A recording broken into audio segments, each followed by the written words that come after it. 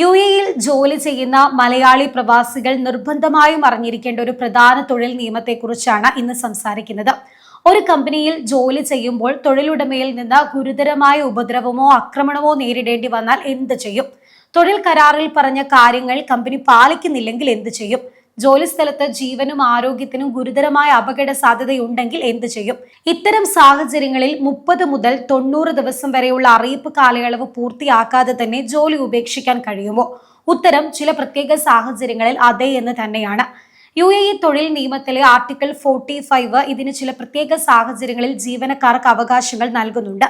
എന്നാൽ ഈ അവകാശം ഉപയോഗിക്കുമ്പോൾ പാലിക്കേണ്ട ചില പ്രധാന നടപടിക്രമങ്ങളുമുണ്ട്. അതെന്തൊക്കെയാണ് എന്ന് നോക്കാം. സാധാരണയായി ജോലി രാജിവെക്കുമ്പോൾ എന്താണ് നിയമം? ആദ്യം സാധാരണ നിയമം മനസ്സിലാക്കാം. യുഎഇ തൊഴിൽ നിയമത്തിലെ ആർട്ടിക്കിൾ 43 പ്രകാരം തൊഴിലുടമയോ ജീവനക്കാരനോ തൊഴിൽ കരാർ അവസാനിപ്പിക്കാൻ ആഗ്രഹിക്കുന്നുണ്ട് എങ്കിൽ സാധാരണയായി എഴുത്തുപരമായ അറിയിപ്പ് നൽകണമെന്നാണ്. കരാറിലെ അറിയിപ്പ് കാലയളവ് 30 ദിവസത്തിൽ കുറയാനും 90 ദിവസത്തിൽ കൂടുതലാകാനും പാടില്ല.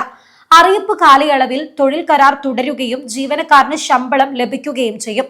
അറിയിപ്പ് കാലയളവ് പാലിക്കാതെ ഒരു കക്ഷി കരാർ അവസാനിപ്പിച്ചാൽ സാധാരണ സാഹചര്യത്തിൽ ബാക്കി അറിയിപ്പ് കാലയളവ് തുല്യമായ നഷ്ടപരിഹാരത്തിന് വ്യവസ്ഥയുണ്ട്. എന്നാൽ ആർട്ടിക്കിൾ 45 ചില പ്രത്യേക സാഹചര്യങ്ങളിൽ സാധാരണ നിയമത്തിൽ നിന്ന് വ്യത്യസ്തമായ അവകാശം ജീവനക്കാരന് നൽകുന്നുണ്ട്. അതിൽ ഒന്നാമത്തെ സാഹചര്യം ഇതാണ്. തൊഴിലുടമയുടെ ഗുരുതരമായ ലംഘനമാണത്. തൊഴിലുടമ തൊഴിൽ കരാറിലോ തൊഴിൽ നിയമത്തിലോ പറഞ്ഞിരിക്കുന്ന ബാധ്യതകൾ പാലിക്കുന്നില്ലെങ്കിൽ ചില സാഹചര്യങ്ങളിൽ ജീവനക്കാരന് അറിയിപ്പില്ലാതെ ജോലി അവസാനിപ്പിക്കാം. എന്നാൽ ഇവിടെ ഒരു പ്രധാന കാര്യമുണ്ട്. ഉടൻ രാജിവെക്കുക എന്നല്ല ആദ്യ നടപടി. ജീവനക്കാരൻ ജോലി വിടുന്നതിന് 14 ദിവസം മുൻപ് മാനവ വിഭവശേഷി മന്ത്രാലയത്തെ അറിയിക്കണം. മന്ത്രാലയം തൊഴിലുടമയെ പ്രശ്നം പരിഹരിക്കാൻ അറിയിച്ചിട്ടും തൊഴിലുടമ അത് പരിഹരിക്കാതിരുന്നാൽ മാത്രമാണ് ജീവനക്കാരന് അറിയിപ്പ് കാലയളവില്ലാതെ ജോലി അവസാനിപ്പിക്കാനുള്ള അവകാശം ലഭിക്കുന്നത്. അതുകൊണ്ട് ശമ്പളം നൽകാത്തത്, കരാർ വ്യവസ്ഥകൾ പാലിക്കാത്തത് തുടങ്ങിയ കാര്യങ്ങളിൽ ഇന്ന് രാജിവെച്ച് നാളെ പുതിയ ജോലിയിൽ ചേരാമെന്ന് സ്വയം തീരുമാനിക്കുന്നത് സുരക്ഷിതമല്ല. ആദ്യം നിയമപരമായ നടപടിക്രമങ്ങൾ പിന്തുടരാം. രണ്ടാമത്തെ സാഹചര്യം ആക്രമണം, ഉപദ്രവം. ഇതാണ് ആർട്ടിക്കിൾ 45 വളരെ പ്രധാനപ്പെട്ട സംരക്ഷണം.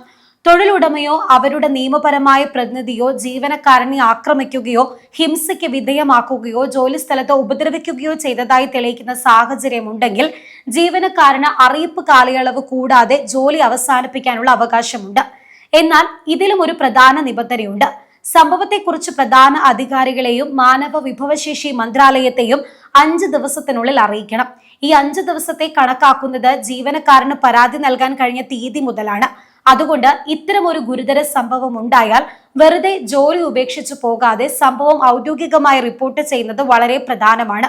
മൂന്നാമത്തെ സാഹചര്യം ഗുരുതരമായ സുരക്ഷാ അപകടം. ജോലി സ്ഥലത്ത് ജീവനക്കാരന്റെ ജീവനോ ആരോഗ്യത്തിനോ ഗുരുതരമായ അപകട സാധ്യതയുണ്ടെങ്കിൽ മറ്റൊരു സംരക്ഷണവും നിയമം നൽകുന്നുണ്ട്. എന്നാൽ ആ അപകടത്തെക്കുറിച്ച് തൊഴിലുടമയ്ക്ക് അറിവുണ്ടായിരിക്കണമെന്ന് നിർബന്ധമാണ്. അറിഞ്ഞിട്ടും അപകടം ഒഴിവാക്കാനോ സുരക്ഷ ഉറപ്പാക്കാനോ ആവശ്യമായ നടപടി തൊഴിലുടമ സ്വീകരിക്കുന്നില്ലെങ്കിൽ ജീവനക്കാരന് അറിയിപ്പ് കാലയളവില്ലാതെ ജോലി അവസാനിപ്പിക്കാനുള്ള അവകാശം ലഭിക്കും.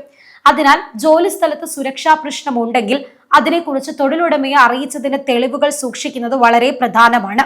നാലാമത്തെ സാഹചര്യം കരാറിൽ പറഞ്ഞ ജോലിക്ക് പകരം തികച്ചും വ്യത്യസ്തമായ ജോലി ചെയ്യിപ്പിക്കുന്നതാണ്.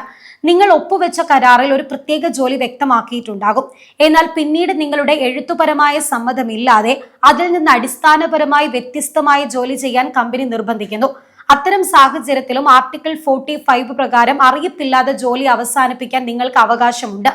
എന്നാൽ അടിയന്തര സാഹചര്യം പോലെയുള്ള നിയമത്തിൽ പ്രത്യേകം പറയുന്ന ചില ഒഴിവുകൾ ഇതിന് ബാധകമാണ്. അപ്പോൾ മിക്കവർക്കുമുള്ള സംശയമാകാം, ശമ്പളവും ഗ്രാറ്റുവിറ്റിയും നഷ്ടപ്പെടുമോ എന്നത്. ഇതാണ് പല പ്രവാസികളും ഏറ്റവും കൂടുതൽ ഭയപ്പെടുന്ന കാര്യം. ആർട്ടിക്കിൾ 45 പ്രകാരം നിയമപരമായി അനുവദിച്ചിരിക്കുന്ന സാഹചര്യത്തിൽ ജീവനക്കാരൻ അറിയിപ്പില്ലാതെ ജോലി അവസാനിപ്പിക്കുകയാണ് എങ്കിൽ അദ്ദേഹത്തിന്റെ സേവന അവസാന ആനുകൂല്യം നിലനിൽക്കും.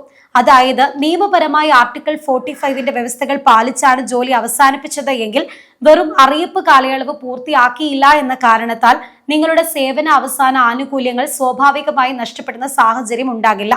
എന്നാൽ ഇവിടെ വളരെ പ്രധാനപ്പെട്ട ഒരു വ്യത്യാസമുണ്ട്. ആർട്ടിക്കിൾ 45 ബാധകമാണെന്ന് തെളിയിക്കേണ്ട സാഹചര്യം നിങ്ങൾക്കുണ്ടാകാം. അതുകൊണ്ട് രേഖകളും തെളിവുകളും സൂക്ഷിച്ചു വെക്കുക.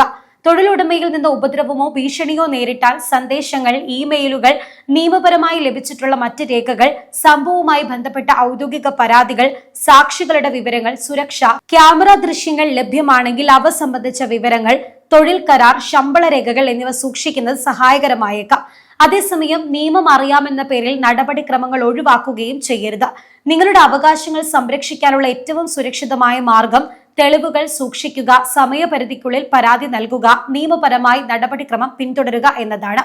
പുതിയൊരു വീഡിയോയുമായി വീണ്ടും കാണാം. നന്ദി.